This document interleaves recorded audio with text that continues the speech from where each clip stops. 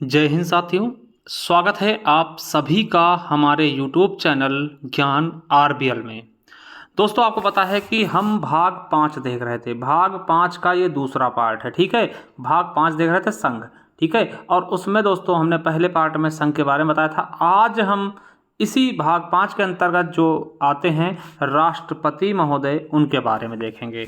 तो आज हम देखेंगे राष्ट्रपति जी के बारे में, ठीक है। अब देखिए, जो बच्चे पहली बार जुड़े उनको मैं बता दूं कि वो साथियों चले जाएं हमारे प्लेलिस्ट में। जैसे ही हमारे प्लेलिस्ट में जाएंगे, देखिए हम स्टैटिक जीके करा रहे हैं आपके यूपी पुलिस, यूपीएसआई सभी एग्जाम्स के लिए एक क्रम में लगी हुई वीडियो मिलेंगी, जा करके देख लीजिए। इसके अलावा मूल विधि क्लासेस दी हैं, और ये रही दोस्तों संविधान की, एकदम डीपली पढ़ा रहा हूँ दोस्तों यूपीएसआई लेवल का, तो जा करके देख सकते हैं दोस्तों। बहुत ही शानदार तरीके से एक एक क्रम में सारी क्लासेस में लगी हुई मिल जाएंगी, तो यहाँ से आप संविधान कर सकते हैं, ठीक है। इसके अलावा दोस्तों देखिए, जिसको पीडीएफ चाहिए वो चले जाइए हमारे ज्ञान आरबीएल ऐप को डाउनलोड कर लीजिए प्ले स्टोर में जा करके, ठीक है। और वहाँ पे दोस्तों देखिए, ये स्टैटिक जीके की भी ई बुक मिल जाएगी 99 रुपीज़ में। इतने सारे टॉपिक्स होंगे जो स्पेशल टॉपिक होते हैं, ठीक है। इसके अलावा अगर आप ई बुक्स वाले कॉलम में जाएंगे तो वहाँ जैसे जाएंगे दोस्तों देख सकते हैं, यहाँ पे आप जाएंगे तो यूपीएसआई के लिए दोस्तों मूल विधि की भी ई बुक मिल जाएगी पीडीएफ स्वरूप, जिसे आप प्रिंट करवा के बाहर निकलवा सकते हैं, ठीक। बाहर निकलवा के प्रिंट भी करवा सकते हैं। इसके अलावा जाएँ दोस्तों तो 25 रुपीज़ में दोस्तों करंट अफेयर मिल जाएगी पूरे 2025 की,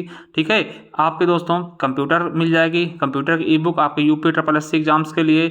हिंदी की दोस्तों बहुत ही शानदार तरीके से ई बुक्स मिल जाएंगी, चाहे हिंदी साहित्य हो, ग्रामर हो, ठीक है। उत्तर प्रदेश स्पेशल, और ये स्टैटिक जी के दोस्तों 99 रुपीज़ वाली स्पेशल टॉपिक वाली। और इसी तरीके से दोस्तों जिससे मैं ये करवा रहा हूँ पॉलिटी, ये है दोस्तों 50 रुपीज़ में आपको मिल जाएगी, तो जा करके इसको परचेस कर सकते हैं दोस्तों। बहुत ही अच्छे तरीके से आपको मिल जाएगी हमारे ज्ञान आरबीएल ऐप पर। लिंक नीचे डिस्क्रिप्शन बॉक्स में दे दिया जाएगा, ठीक है। चलिए शुरू करते हैं। तो मेरे प्यारे साथियों, आज हम देखेंगे राष्ट्रपति। देखिए, एक चीज़ मैं आपको बता दूं कि अगर मैं जब पढ़ा रहा होता हूं तो देखिए आपको कुछ चीज़ें मैं एक्स्ट्रा ही बताता रहता हूं, तो उसे भी नोट कर लिया करिए, ठीक है, जो कि आपके लिए बहुत ज़्यादा इंपॉर्टेंट होगा। ऐसा नहीं कि केवल आपने सुन लिया और उसमें जो भी पीडीएफ में उसी को आपने नोट कर लिया। जो मैं एक्स्ट्रा पॉइंट्स बताता हूँ उनको भी नोट कर लिया करिए अगर आपको इंपॉर्टेंट लगते हैं तो। चलिए आज देखते हैं दोस्तों राष्ट्रपति। अगर मैं राष्ट्रपति की बात करूँ मेरे दोस्तों, तो आपको सबसे पहले यहाँ पे एक चीज़ नोट करना है कि भैया जो राष्ट्रपति होता है ना, वो भारत का राज्य प्रमुख होता है। भारत का राज्य प्रमुख होता है और भारत का प्रथम नागरिक होता है। क्या होता है? सबसे बड़ी बात कि भारत का प्रथम नागरिक होता है। भारत का प्रथम नागरिक होता है, ये आपको याद रखना है, ठीक है। राष्ट्रपति महोदय क्या होते हैं? भारत के प्रथम नागरिक होते हैं। चलिए, ये आपको सिस्टम याद रखना। चलिए, भारत का प्रथम नागरिक कौन? राष्ट्रपति। अब देखिए, राष्ट्रपति महोदय का पद कहाँ से लिया गया है मेरे साथियों? तो आप बताएंगे ब्रिटेन से लिया गया है, ठीक है। राष्ट्रपति के चुनाव का तरीका कहाँ से लिया गया? तो दोस्तों आयरलैंड के संविधान से लिया गया है। देखिए, राष्ट्रपति का पद कहाँ से है? ब्रिटेन से लिया गया है। और राष्ट्रपति चुनाव का तरीका दोस्तों आयरलैंड से। और राष्ट्रपति महोदय पे जो महाभियोग लगाने की शक्ति है वो कहाँ से लिया गया? वो अमेरिका के संविधान से लिया गया मेरे दोस्तों, ठीक है। और आज तक अभी भारत में कभी भी किसी के ऊपर महाभियोग नहीं लगाया गया है। क्लियर है? चलिए, अब आपकी बात आती है भैया राष्ट्रपति का उल्लेख किस अनुच्छेद में है अपने संविधान के? तो आप बताइएगा अनुच्छेद 52 में। क्या? अनुच्छेद 52 में दोस्तों क्या है? आपके राष्ट्रपति महोदय की स्थापना की गई है। राष्ट्रपति के पद की स्थापना की गई है, ठीक है। इतना याद रखेंगे बहुत ही शानदार तरीके से। चलिए, तो आपसे पूछेगा राष्ट्रपति किस अनुच्छेद में है, तो आप क्या बताएंगे मेरे साथियों? अनुच्छेद 52 में। क्या बताएंगे? अनुच्छेद 52 में, ठीक है। चलिए, अब दोस्तों 53 में क्या है? अनुच्छेद 52 में राष्ट्रपति महोदय हैं। अनुच्छेद 53 में क्या है कि भैया संघ की कार्यपालिका की शक्ति। क्या? संघ की कार्यपालिका शक्ति। आपसे पूछेगा कि संघ की कार्यपालिका शक्ति किसमें है? तो किसमें है दोस्तों? 53 में, ठीक है। इसमें किसमें निहित है? देखिए, संघ की कार्यपालिका शक्ति किसमें निहित है? तो राष्ट्रपति में निहित होती है संघ की कार्यपालिका शक्ति, ठीक है। याद रखेंगे जो दोस्तों। देखिए, यही क्वेश्चन आपके संघ की कार्यपालिका शक्ति किसमें निहित है? राष्ट्रपति। दोस्तों ये क्वेश्चन देखिए आपका आर्टिकल 53 पेड 2025 में भी पूछा गया है। आरआरबी एनटीपीसी में, यूपीपीसीएस में और यूपीएसआई में भी पूछा गया है। जो 53 का दोस्तों 1 पॉइंट क्या कहता है कि संघ की कार्यपालिका की शक्ति राष्ट्रपति में निहित होती है। देखिए, जो संघ की कार्यपालिका की शक्ति होती है वो राष्ट्रपति में निहित होती है और राष्ट्रपति उस शक्ति का प्रयोग स्वयं करेगा, ठीक है, स्वयं कर सकता है अथवा अपने अधीनस्थ द्वारा प्रत्यक्ष या अप्रत्यक्ष रूप से संविधान के अनुसार कर सकेंगे, ठीक है। चाहे राष्ट्रपति उस शक्ति का प्रयोग स्वयं कर ले या फिर दोस्तों अपने अधीनस्थ किसी के द्वारा उसको प्रत्यक्ष या अप्रत्यक्ष रूप से कर सकते हैं। समझ गए मेरे दोस्तों। चलिए, अब जो दूसरा पॉइंट दोस्तों बहुत पूछा जाता है आपके एग्जाम में कि राष्ट्रपति जो महोदय होते हैं भारतीय रक्षा सेनाओं के सुप्रीम कमांडर होते हैं, यानी कि मेरे दोस्तों राष्ट्रपति भारतीय रक्षा सेनाओं का सुप्रीम कमांडर होता है। इस शक्ति का प्रयोग कानून द्वारा नियमित होगा दोस्तों, यानी कि आपसे पूछेगा तीनों सेनाओं के सुप्रीम कमांडर कौन है, तो राष्ट्रपति जी होते हैं, ठीक है। समझ रहे हैं। चलिए, याद रखेंगे, बहुत इंपॉर्टेंट है, ठीक है, बहुत ज्यादा इंपॉर्टेंट है, ये चीज आपको याद रखना है 53 में, ठीक है। चलिए, अब बात आती है 54 और सबसे ज्यादा क्वेश्चन भी दोस्तों यहीं से बनते हैं, सबसे ज्यादा दोस्तों कंफ्यूजन भी यहीं से क्रिएट होते हैं। तो 54 क्या कहता है, अनुच्छेद 54, देखिए इसको समझिएगा, एक ही चीज समझिएगा, राष्ट्रपति का निर्वाचन मंडल, यानी राष्ट्रपति के निर्वाचन मंडल में कौन कौन होगा, कौन कौन वोट दे पाएगा राष्ट्रपति महोदय को, कौन कौन वोट देगा मेरे साथियों, ये बताया गया है। देखिए, ये क्वेश्चन आपके यूपीएसआई 2017, 2011, 2021 यानी यूपीएसआई में हर बार पूछा गया, एसएससी एमटीएस, सीसीएल, ठीक है, और आरआरबी एनटीपीसी सभी में पूछा गया क्वेश्चन है ये। तो चलिए, यहां पे मैं कुछ चीजें आपको बताने वाला हूं कि भैया राष्ट्रपति के चुनाव में कौन कौन भाग लेगा।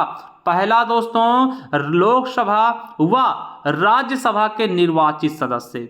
सबसे बड़ी बात यह है क्या कि देखिए, लोकसभा के और राज्यसभा के केवल और केवल निर्वाचित सदस्य, क्या केवल निर्वाचित सदस्य। आप कहेंगे सर निर्वाचित के अलावा भी कोई होता क्या, भैया मनोनीत भी होते हैं, क्या समझे।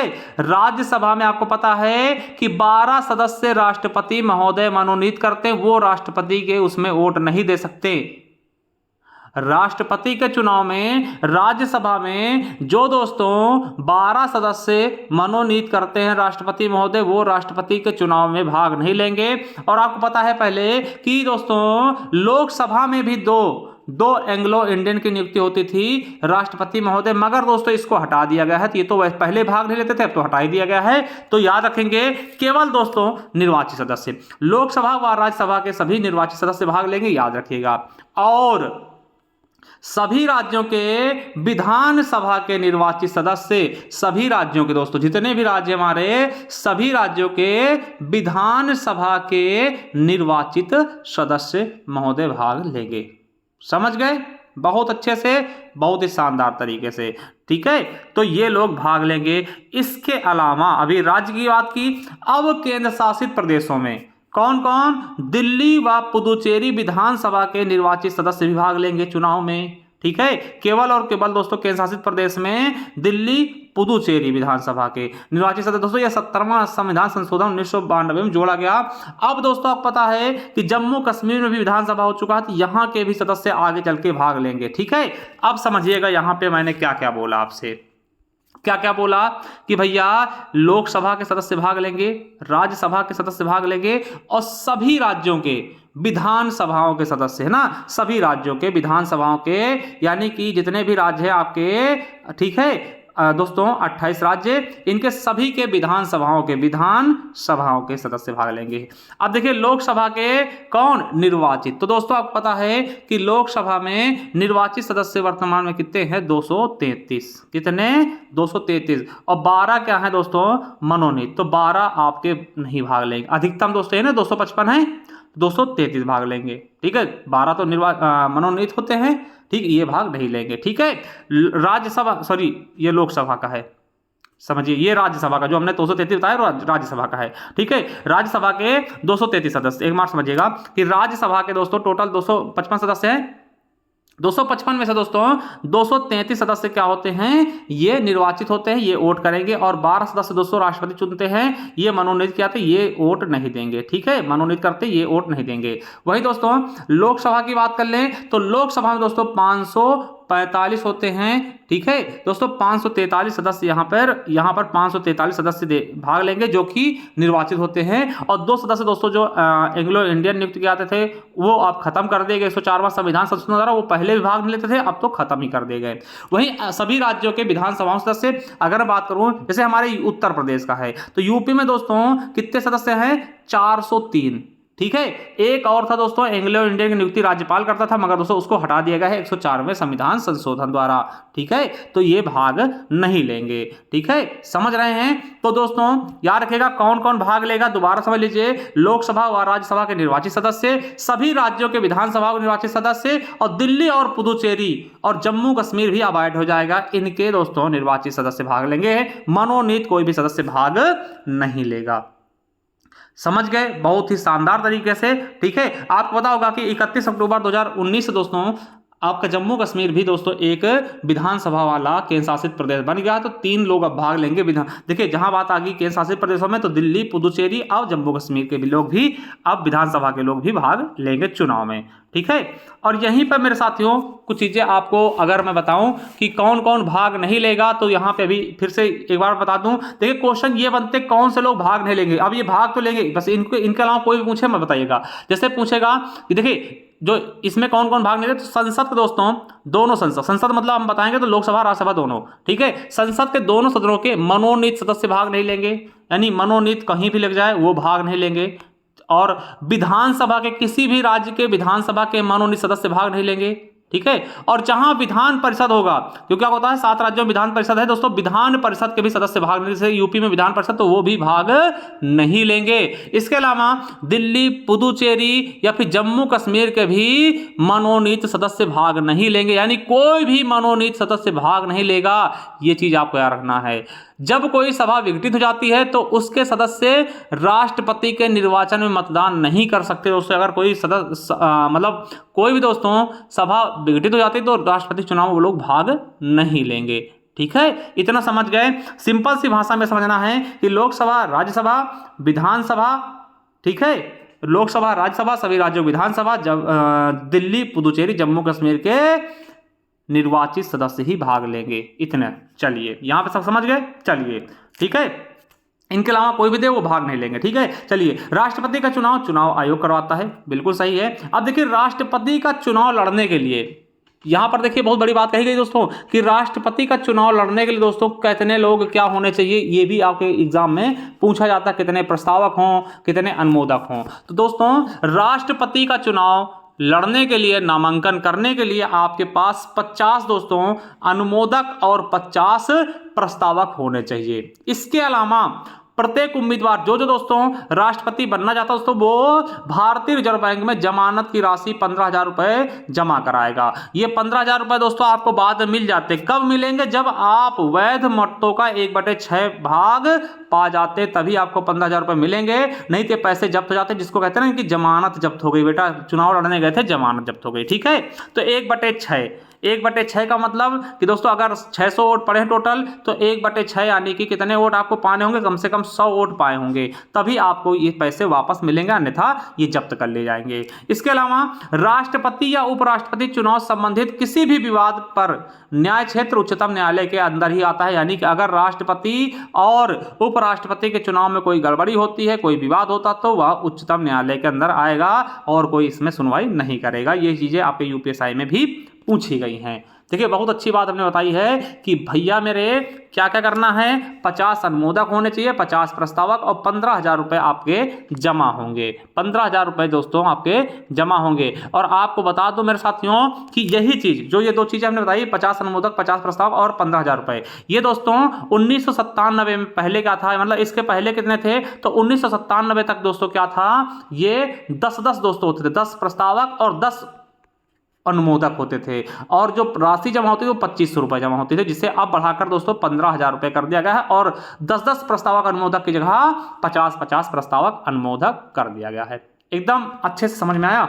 चलिए अब दोस्तों बात आती है क्या कि राष्ट्रपति के निर्वाचन की रीति यानी कि चुनाव की प्रक्रिया किसमें है, 55 में है। किसमें है मेरे दोस्तों?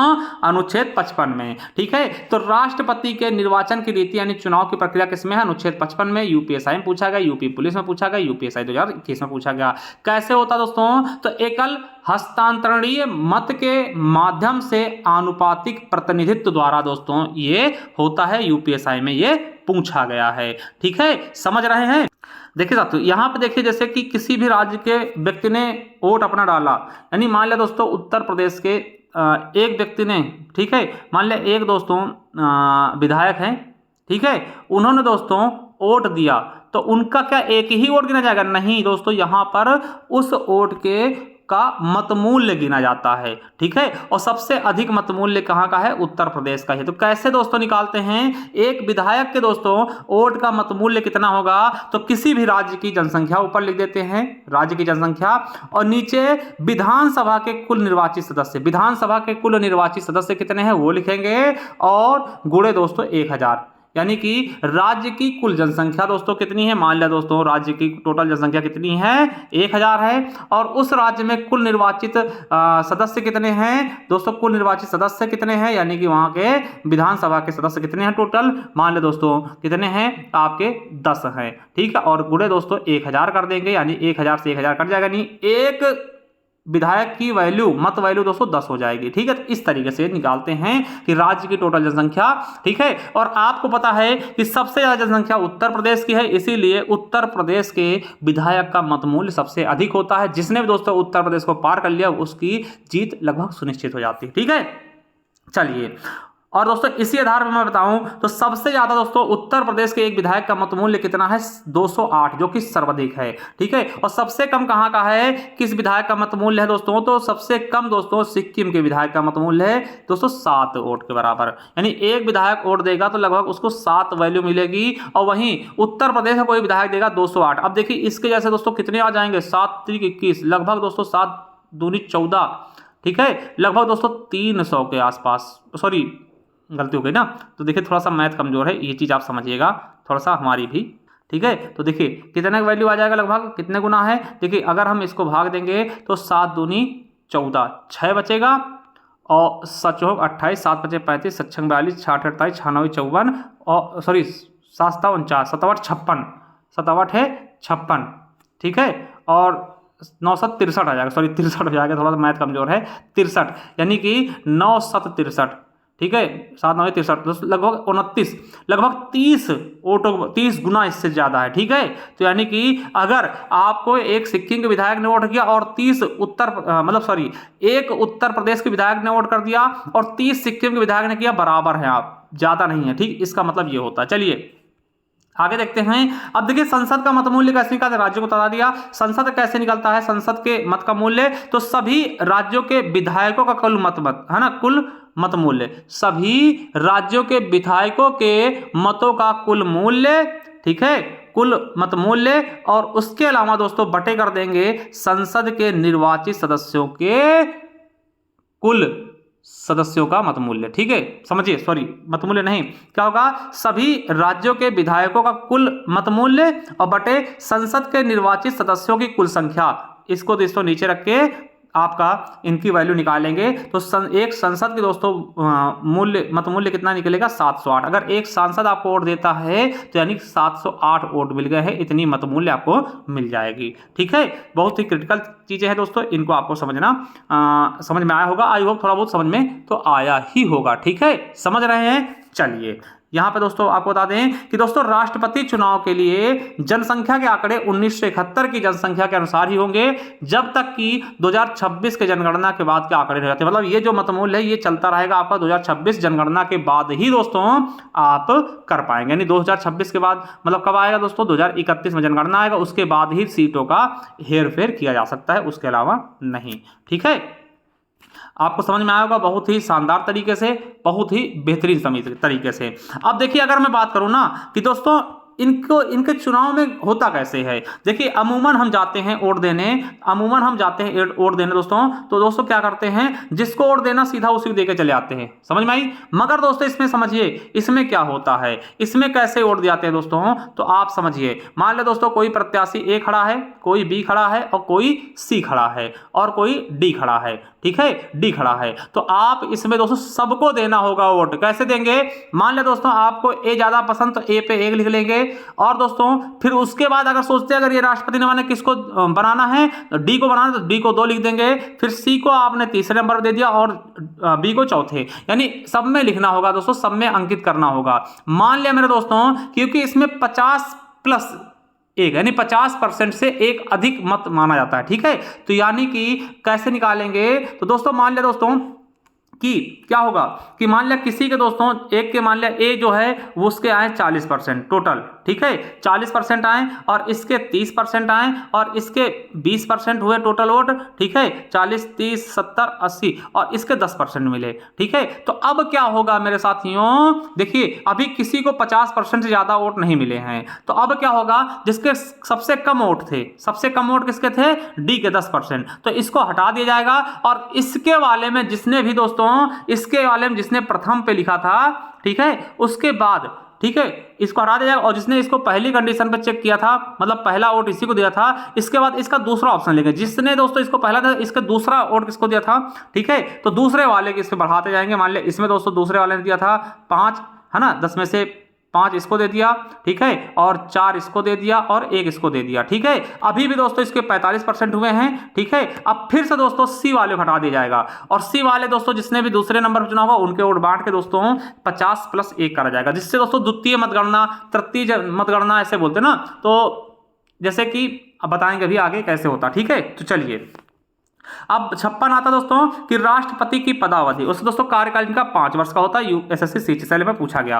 आप बता दें कि राष्ट्रपति का कार्यकाल 5 वर्षों का होता है, परंतु वह चाहे तो अपना त्यागपत्र उपराष्ट्रपति को दे सकता है। यूपीएससी वीडियो और वन रक्षक में पूछा गया, राष्ट्रपति महोदय त्यागपत्र किसको देंगे, उपराष्ट्रपति, और उपराष्ट्रपति राष्ट्रपति देते, दोनों एक दूसरे को दे लेते हैं, ठीक है।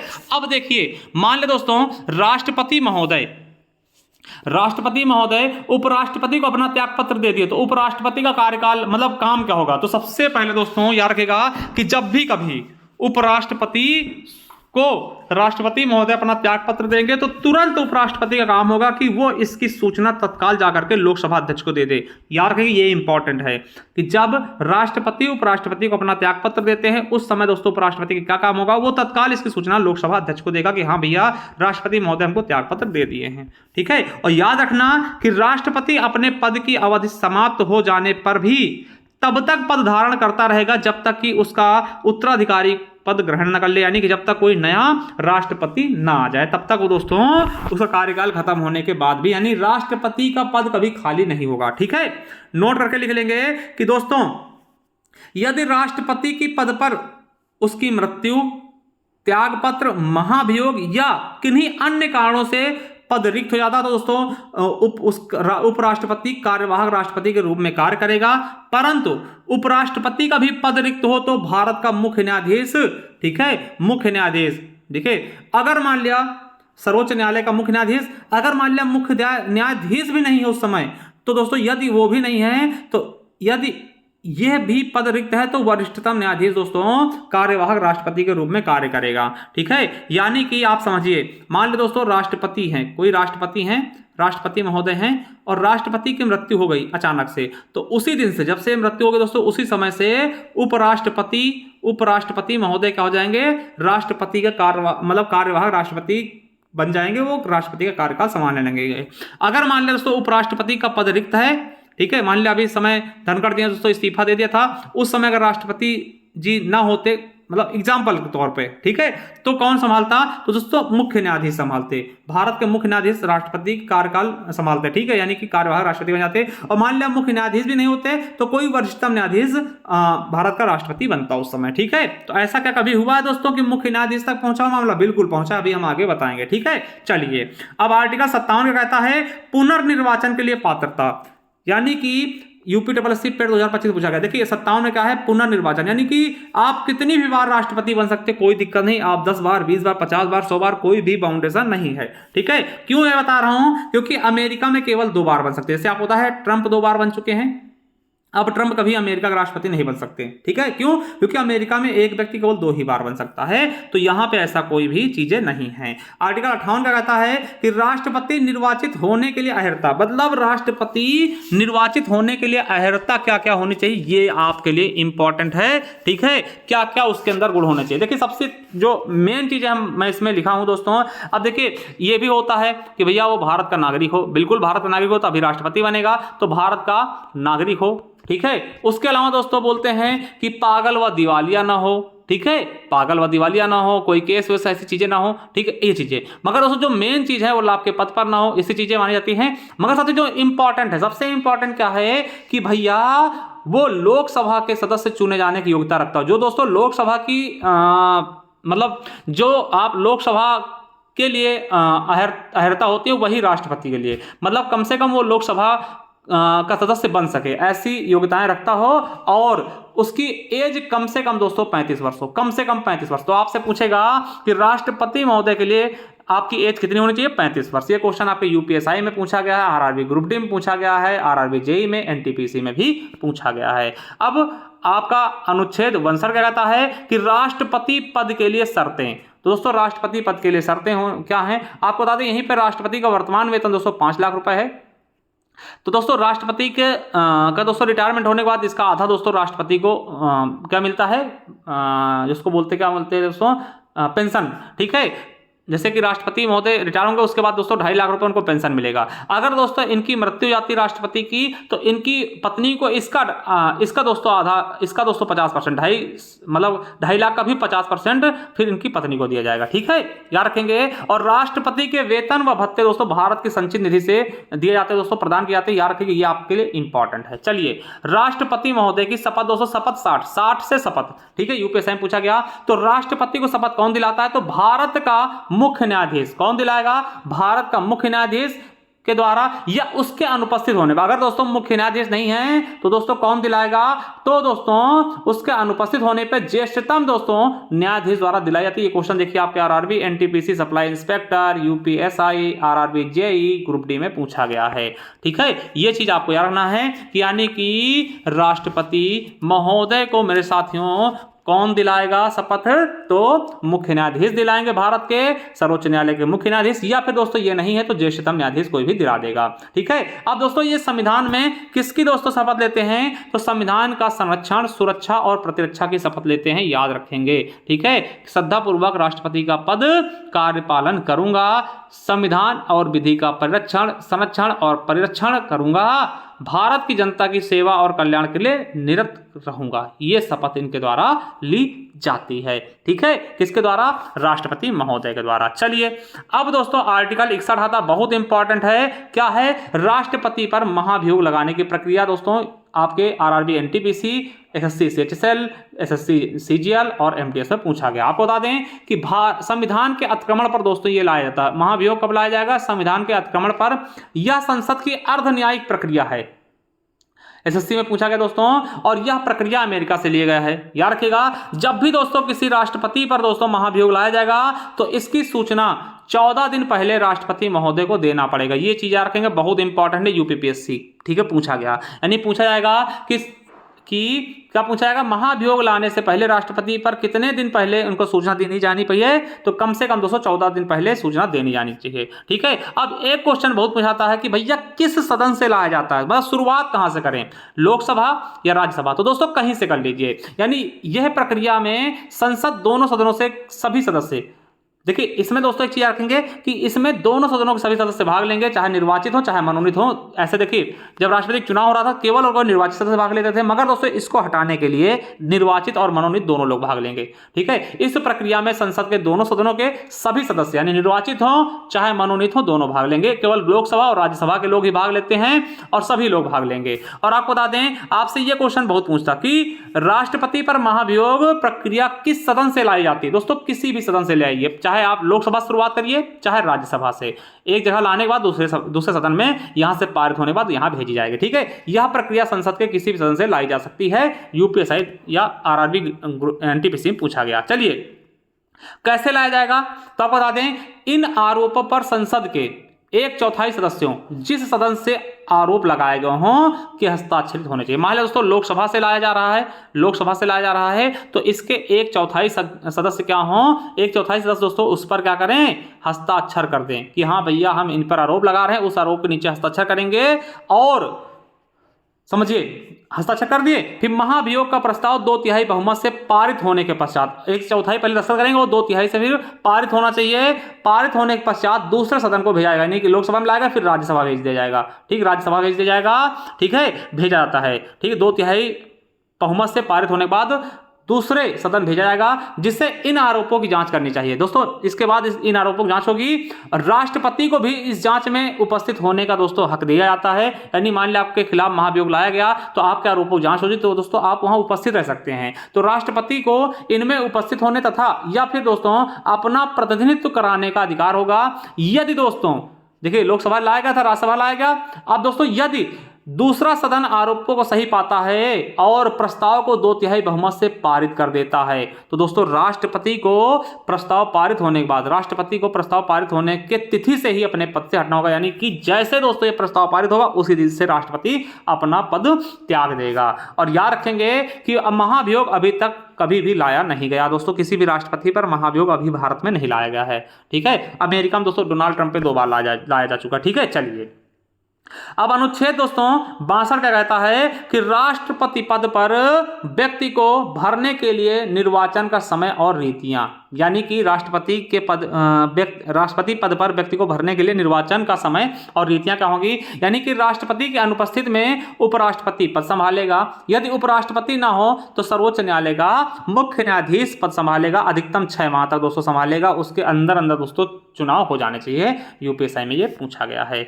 वही 70 क्या कहता है, अनुच्छेद 70 क्या कहता है कि आपातकाल के समय राष्ट्रपति के कर्तव्यों का निर्वहन। दोस्तों आपातकाल के समय कौन कौन से कर्तव्य होंगे राष्ट्रपति के, उनका निर्वहन करना होगा। चलिए 71 का कहता है कि राष्ट्रपति और उपराष्ट्रपति के निर्वाचन संबंधित विषय। वहीं 72 क्या है, क्षमादान की शक्ति। वेरी वेरी इंपॉर्टेंट दोस्तों, वेरी वेरी इंपॉर्टेंट दोस्तों, बहुत बार क्वेश्चन पूछा गया है। क्षमादान की शक्ति दोस्तों किसमें है, राष्ट्रपति की। तो ये चीजें आपको बिल्कुल अच्छे समझना है, क्योंकि ये यहां से क्वेश्चन आपके एग्जाम में हमेशा आते हैं। ठीक है, क्षमादान की शक्ति यूपीएससी में पूछा गया दोस्तों, वीडियो में पूछा गया। दोस्तों समझिएगा क्षमादान की शक्ति कैसे होता है। तो दोस्तों राष्ट्रपति मृत्यु दंड को भी माफ कर सकता है। देखिए क्षमादान की शक्ति आपके राज्यपाल के पास भी होती है, मगर दोस्तों मृत्यु दंड को माफ नहीं कर पाएगा, मगर राष्ट्रपति मृत्यु दंड को भी माफ कर सकता। और कोर्ट मार्शल जो सेना द्वारा दोस्तों, सेना न्यायालय द्वारा दोस्तों दंड दिया जाता है, उसको भी माफ कर सकता है। यानी कि इनमें भी दखलंदाजी कर सकता है। संघीय विषय संबंधित विधि के विरुद्ध भी दंड दे सकता है। ठीक है, और दोस्तों राष्ट्रपति को निम्नलिखित शक्तियां प्राप्त होती हैं, कौन कौन सी, ये आपको याद रखना है। ठीक है, ये आपको बिल्कुल अच्छे से याद रखना है, कौन कौन सी शक्तियां प्राप्त होती हैं किसके अंतर्गत, क्षमादान शक्ति के अंतर्गत। देखिए पहला है दोस्तों क्षमादान शक्ति, उसको 5 तरीके के हैं इसके पास। ठीक है, याद रखिए 5 तरीके, जैसे क्या है, तो पहला है क्षमा। क्षमा मतलब दोस्तों पहला क्या होगा, क्षमादान शक्ति में दोस्तों पहला क्या होगा, क्षमा। यानी कि दोषी को दिया गया दंड पूरी तरह समाप्त कर दिया। मान ले दोस्तों कभी किसी को मृत्यु दंड दिया, फांसी की सजा दे दी गई, फांसी की सजा दे दी गई, तो दोस्तों अगर राष्ट्रपति चाहे तो क्षमा के अंतर्गत इसको पूरा क्षमा कर दे, यानी कि भैया आप बरी हो गए। ठीक है, आज दोस्तों दूसरा चीज क्या होता है, ठीक है, मान लिया उसको पूरा माफ कर देगा, नहीं चाहिए आप, कोई दिक्कत नहीं, आप ठीक है जाइए, आप माफ हो गए, ठीक, तो क्षमा कहलाएगा।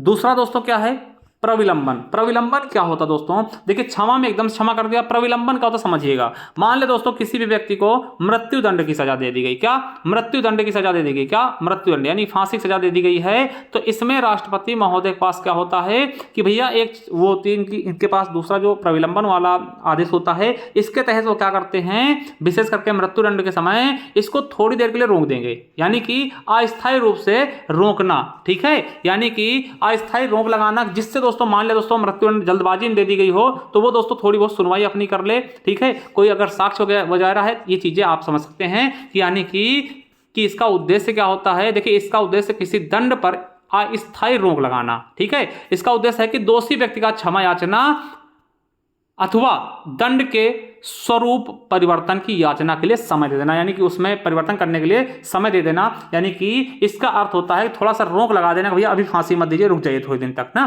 तो ये होता है प्रविलंबन, थोड़ा सा विलंब कर दीजिए ना, इसका अर्थ है प्रविलंबन से थोड़ा याद रखेंगे विलंब करना। ठीक है, तीसरा है परिहार। क्या दोस्तों? परिहार।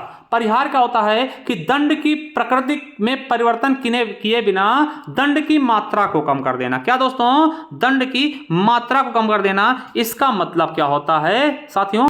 यानी कि साथियों मान ले दोस्तों आपको 20 साल की सजा दी गई। क्या? 20 साल का दोस्तों कठोर कारावास दिया गया, 20 साल का। ठीक है, 20 साल का कठोर कारावास, कठोर कारावास। तो दोस्तों उसमें परिहार में क्या होता है कि इसका समय कम कर सकते हैं कि भैया 10 साल का। ठीक है, चलिए 10 साल का कठोर कारावास कर लीजिए, आपको ये परिहार कहलाएगा। यानी कि किसी भी दंड की प्रकृति में परिवर्तन नहीं होगा। यानी कि अगर आपको दोस्तों सजा दी गई है, सजा दी गई 20 साल की, तो ऐसा नहीं कि आपको कहते हैं सजा हटा दो भैया, केवल इसको इससे मतलब कि इससे घर की कुर्की करवा लो। ठीक है, तो यानी सजा में कोई परिवर्तन नहीं, केवल उसके समय बदल दिया जाएगा कि भैया आपको 20 साल की कठोर कारावास था तो आपको 10 साल कठोर कारावास हो जाएगी। यानी कि समय में समय को कम कर देना, प्रकृति मत बदलना। दंड की जो प्रकृति है वो प्रकृति वही रहनी चाहिए, समय में बदल देना, वो क्या होता है? परिहार। विराम क्या होता है? विराम क्या होता है दोस्तों? चौथा है विराम, किसी विशेष कारण से दंड की मात्रा को कम कर देना। ठीक है, समझिएगा इसमें होता क्या है मेरे दोस्तों कि किसी विशेष कारण से दंड की सजा मात्रा को कम करना। देखिए इसका मतलब क्या होता है कि दोस्तों किसी विशेष स्थिति में, जैसे मान लिया दोस्तों कोई शारीरिक रूप से थोड़ा सा पागल सा है, या फिर दोस्तों शारीरिक रूप से, या फिर महिलाएं, सबसे अच्छा एग्जांपल इसका मान लिया महिलाएं क्या है? गर्भवती हैं। क्या? गर्भवती हैं, गर्भवती। ठीक है, गर्भवती। तब दोस्तों इनके अवधि के कारण, ठीक है, मतलब सजा का क्या होना दोस्तों?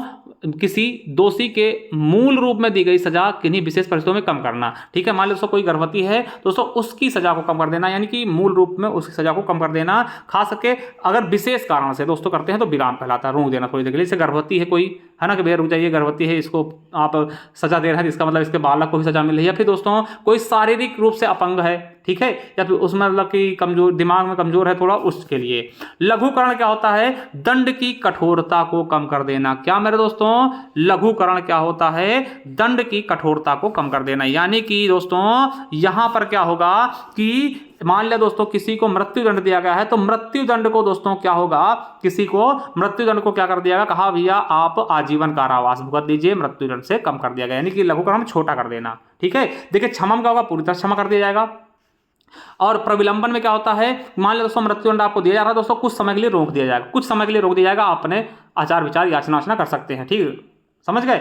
परिहार क्या होता है दोस्तों? दंड की प्रकृति को में परिवर्तन किए बिना, मान लो दोस्तों आपको 20 साल की सजा है तो 10 साल कर दी गई ना, समझिएगा सभी का।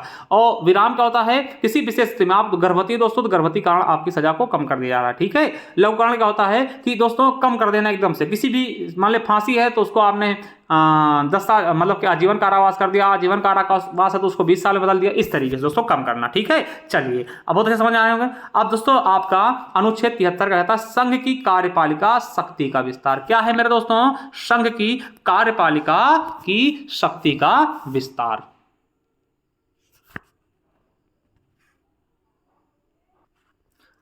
तो साथियों इसके आगे हम नेक्स्ट वीडियो में देखने वाले हैं। आपको बताऊं दोस्तों, प्ले स्टोर चले जाइए, ज्ञान आरबीएल के प्ले स्टोर पर देखिए, स्ट्रैटेजी के करा रहे हैं, यहाँ देख लीजिए।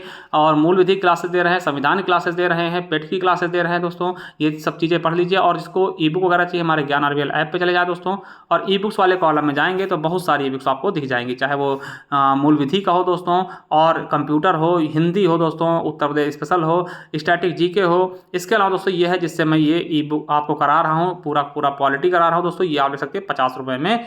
ठीक है, ज्ञान आरबीएल ऐप पे जाकर के बहुत ही शानदार तरीके से। चलिए दोस्तों, थैंक यू, मिलते हैं किसी नेक्स्ट वीडियो में, तब तक के लिए जय हिंद, जय भारत, वंदे मातरम। Thank you, love you all.